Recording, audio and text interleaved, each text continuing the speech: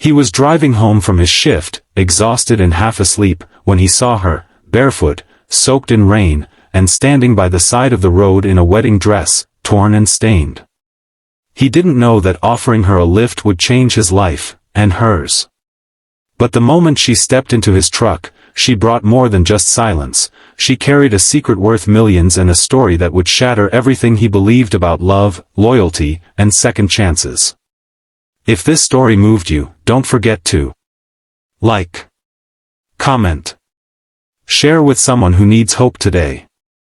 Subscribe our channel Kindness Talks for more real-life inspired emotional stories. The wipers screeched against the windshield as thunder rolled over the highway.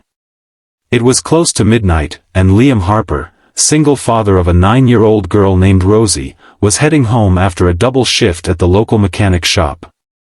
His hands were stained with grease, his eyelids heavy, and his heart, lonely. Life had been a quiet storm since his wife passed away 4 years ago.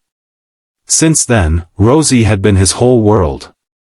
He worked, cooked, and even braided her hair, but there was always a hollow place at the dinner table, one he pretended not to notice. That night, as rain lashed the road, something unusual caught his eye. Just ahead on the shoulder stood a woman.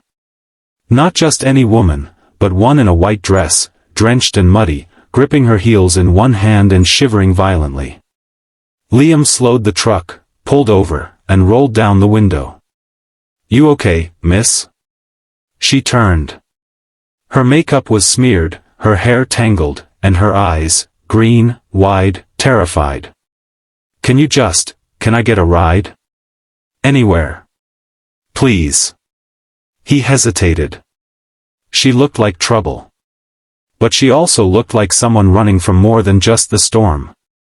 "Hop in," he said, pushing aside his tool bag from the passenger seat. She climbed in, her dress catching on the door. It was torn at the side, and a trail of mud followed her in. She clutched her arms tightly across her chest and stared ahead without saying a word. They drove in silence for a while, the only sound the hum of the engine and the rain hammering the roof. "You got a name?" Liam asked gently. She paused. Then, "Claire." "All right, Claire. I'm Liam. And I'm guessing you're not coming from a costume party." She let out a small, bitter laugh and shook her head. "I left my wedding. Right before the vows. Just ran." He blinked. "That explains the dress." "I couldn't go through with it," she said, voice cracking. "Everyone said I'd be insane to walk away from him. He's powerful. Rich. Has everything anyone could want. But he never saw me. Only what I looked like on paper. He loved the idea of owning me, not the real Claire." Liam glanced at her. There was no pride in her voice, only pain. "Where you headed?" She looked out the window. "Nowhere. Anywhere. Just not back to that life." Without asking more, he drove her home. Rosie was already asleep. Liam offered her the guest room, and Claire, exhausted, soaked, and on the edge, nodded in gratitude without a word. That night, something changed in the quiet of that humble house. Claire curled up under a blanket that smelled of lavender and old memories. Liam stood at Rosie's door, watching his daughter sleep, wondering why he'd let a stranger into his home. And yet, he couldn't ignore the pain in Claire's eyes. It wasn't the kind you fake. In the morning, Rosie padded into the kitchen in her pajamas, rubbing her eyes. "Daddy, who's that lady?" Claire looked up from the table, holding a cup of tea Liam had made. "She's a friend," Liam said simply. She needed help. Rosie walked over and sat beside her. "You look like a princess," she whispered. Claire smiled for the first time in days. "I'm no princess, sweetie." "Good," Rosie replied, "princesses are always waiting to be saved." "You look like you saved yourself." Claire blinked, stunned. Liam looked at his daughter, heart swelling with quiet pride. And for the first time in years, breakfast felt warm, not because of the food, but because someone else was finally sitting at that empty seat. The days passed, and Claire stayed. She helped Liam around the house, cleaned up after Rosie's cereal spills, and repaired a wobbly chair with nails and glue. Liam didn't ask questions. He only listened when Claire was ready to talk, and when she did, pieces of her truth came spilling out. Her fiancé wasn't just rich, he was Alexander Godwin, heir to one of the most powerful real estate empires in the country.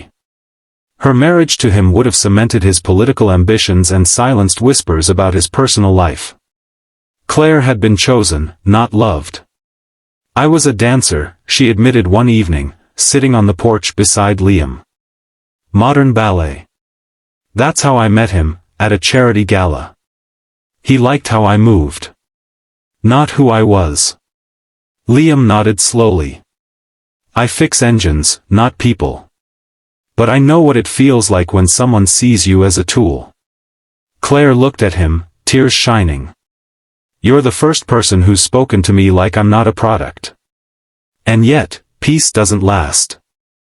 One morning, a black SUV pulled into the driveway. Alexander had found her. Two suited men stepped out, followed by the billionaire himself, immaculate, furious, and determined. "Claire. Enough of this nonsense. Come home." Liam stood between them. "She's not property. You don't get to order her around." Alexander sneered. "You must be the mechanic. The single father. Claire's charity project?" Claire stepped forward. "No. He's the man who gave me shelter when I had nothing. The man whose daughter reminded me who I used to be. And the man who showed me that love doesn't control, it protects." Alexander's jaw tightened. "You're making a mistake." "No," she said, voice strong. "I made a mistake when I tried to marry someone who never knew how to love." With that, she turned and walked back into the house. The SUV drove away. That evening, Liam found Claire sitting beside Rosie on the couch. They were giggling at a cartoon. He watched them quietly, heart pounding. Later, as he stepped into the kitchen, Claire followed him. "I need to tell you something," she said. "When I left Alexander, I also left behind my name, my identity. But I've also left behind a sizable amount of money that was mine before I ever met him. Inheritance. And I don't want it anymore." Liam raised an eyebrow. "What will you do?" "I want to open a dance studio. For girls like me. And boys like Rosie, who dream, but don't always get the chance." He smiled. "I'll help. I know a guy who fixes floors." She chuckled. "Thank you, for seeing me. Not the dress. Not the past. Me." As the months passed, they did more than open a studio, they built a life. Claire taught dance. Rosie twirled in leotards. And Liam, well, he learned that sometimes, the most beautiful things come not from chasing wealth, but from offering a lift to a stranger in the rain. Sometimes, the greatest blessings come disguised in torn dresses, muddy shoes, and broken hearts. And sometimes, healing doesn't come in mansions or limousines, but in tiny kitchens, whispered laughter, and people who see us, really see us. Even when we're hiding.